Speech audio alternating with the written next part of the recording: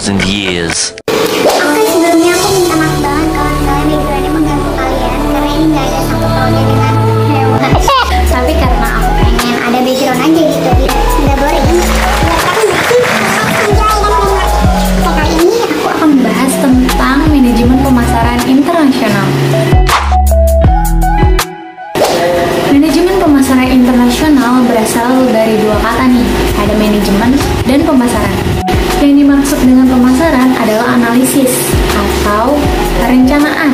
Sedangkan yang kita ketahui kalau manajemen itu adalah proses dari planning, organizing, evaluating, direction, dan controlling. Sementara penjelasan tentang manajemen pemasaran internasional adalah kegiatan bisnis yang dirancang untuk merencanakan, menetapkan harga, mempromosikan, dan menjual barang atau jasa kepada konsumen dan pengguna di suatu negara untuk mendapatkan keuntungan. Nah, sedangkan menurut para ahli nih, pengertian dari manajemen pemasaran internasional itu apa sih? Yuk kita simak. Nah, menurut para ahli, contohnya nih, menurut pendapat si Kotler dan Keller ini, pemasaran internasional adalah manajemen pemasaran diartikan sebagai seni dan ilmu memilih pasar sasaran dan meraih, mempertahankan, serta menumbuhkan pelanggan dan menciptakan penghantaran yang mengkomunikasikan nilai pelanggan yang unggul. Wah, menarik ya menurut Kotler dan Keller. Selanjutnya, pengertian manajemen pemasaran menurut American Marketing Association.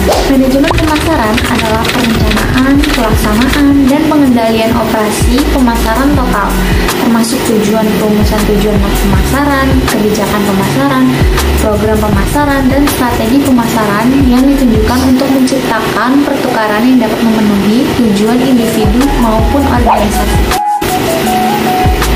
Menurut pendapat lain, pengertian manajemen pemasaran menurut Philip Kotler atau Armstrong, manajemen pemasaran ialah analisis, perencanaan, pelaksanaan, serta pengendalian atas program yang dirancang untuk menciptakan, membangun, serta mempertahankan pertukaran yang menguntungkan dengan membeli sasaran dengan maksud untuk mencapai sasaran organisasi. Nah, selanjutnya, pengertian manajemen pemasaran menurut Bukhari Ahmad.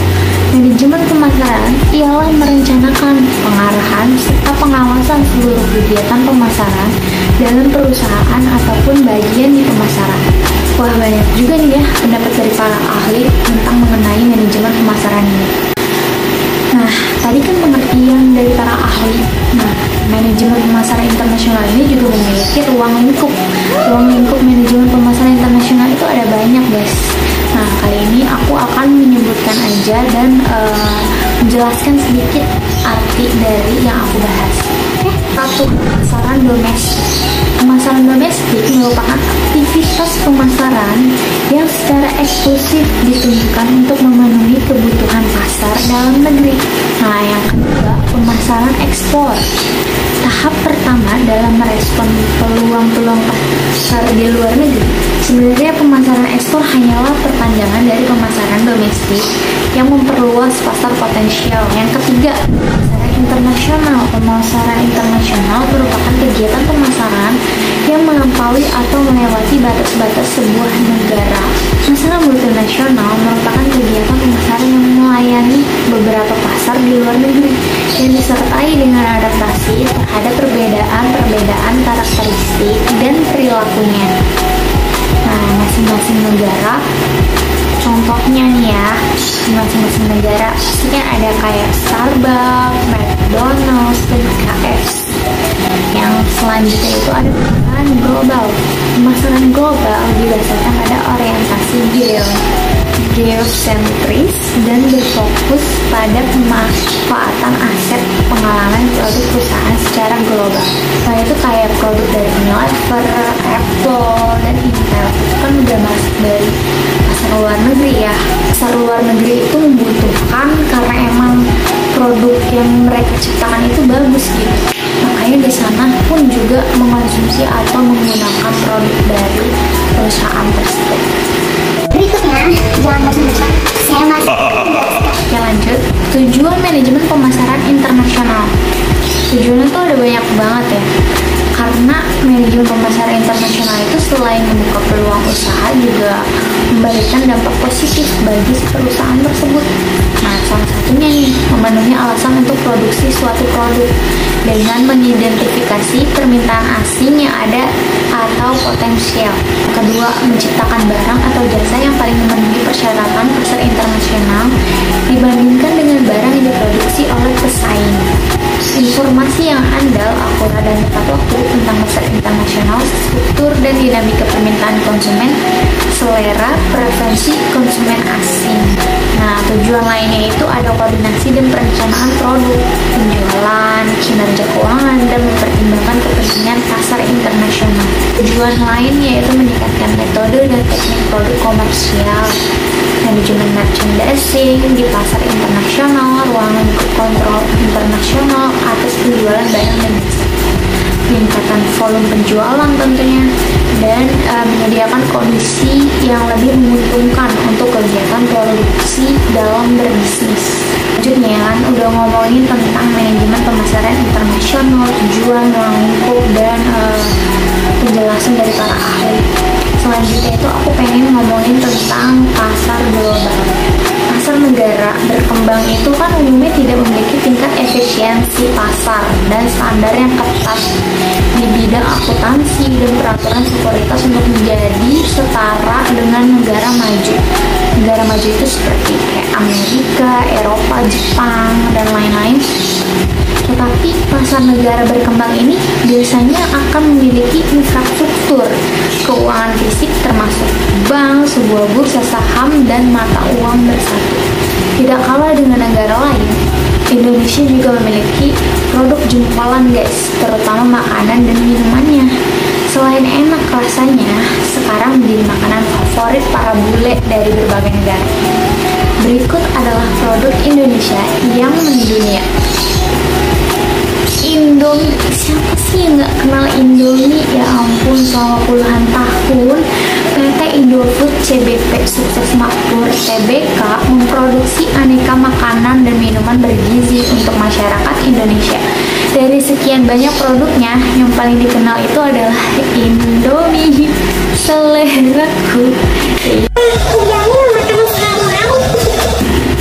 Sejak tahun 1972, perusahaan ini telah aktif mensuplai Indomie, bahkan sampai menguasai semua pasar makanan instan. Berdasarkan survei lembaga asal Inggris, Qatar World Panel, Indomie berhasil menduduki peringkat ke-8 guys, sebagai makanan paling laris di dunia. Wow banget. Yang kedua itu ada tolak angin. Meskipun bule tidak percaya istilah masuk angin, tapi jamu dari PT Sido muncul ini diam-diam sudah menjadi favorit kebanyakan dari para bule. Nah, jamu cair pertama dari Indonesia ini dibuat dengan racikan homemade guys, yang resepnya tidak pernah berubah, tepatnya sejak tahun 1951 hingga sekarang. Bahan-bahannya pun diambil dari rempah alami seperti biji adas, kayu ulas, jahe, dan daun cengkeh yang bisa menghangatkan badan. Sekarang tolak angin semakin apik bersaing di kancah internasional produk dengan tagline orang pintar minum tolak angin. Itu pun sudah beredar di negara Hong Kong, Australia, Belanda, bahkan Amerika Serikat. Wow. Lanjut, yang gak kalah terkenalnya nih, Kopiko. Kopiko itu kan berbentuk dari permen ya, tidak kalah populer guys. Kopiko terbuat dari biji kopi terbaik yang membuat rasanya sangat enak, perlahan tapi pasti. Ketenaran Kopiko sudah tidak bisa dipandang sebelah mata. Lewat permen kopinya itu ada lebih dari 50 negara nih guys yang sudah berhasil ditembus Mayora Group. Dari Belanda, Jerman, Australia, Thailand, Malaysia, Filipina, Meksiko, Arab Saudi, Polandia, sampai Afrika Selatan. Permen yang memberi rasa dan efek sama dengan minum kopi itu kian diminati. Wah, nggak nyangka banget ya produk dalam negeri kita tuh bisa terkenal sampai ke luar negeri, bahkan menjadi makanan atau minuman favorit para bule. Sebaiknya kita sebagai kaum muda, apalagi memiliki semangat untuk berbisnis, kita harus selalu mengembangkan bisnis yang kita jalani maupun yang kita tempuh guys, karena nggak ada kesuksesan meliputi dari usaha. Oke, kayaknya itu aja materi yang saya sampaikan kali ini. Sekiranya adalah yang nyangkut-nyangkut dikit ya. Pokoknya mohon maaf kalau ada salah-salah kata, kayaknya sih banyak. Jangan lupa jaga kesehatan, pakai masker, kalau keluar rumah bawa hand sanitizer ya. Sekarang udah banyak banget kok jenis-jenis hand sanitizer yang dari semprot maupun gel, bisa kalian bawa kemana-mana. Dan jangan lupa guys, hindari kerumunan selalu. Oke, karena sehat itu harus dijaga ya.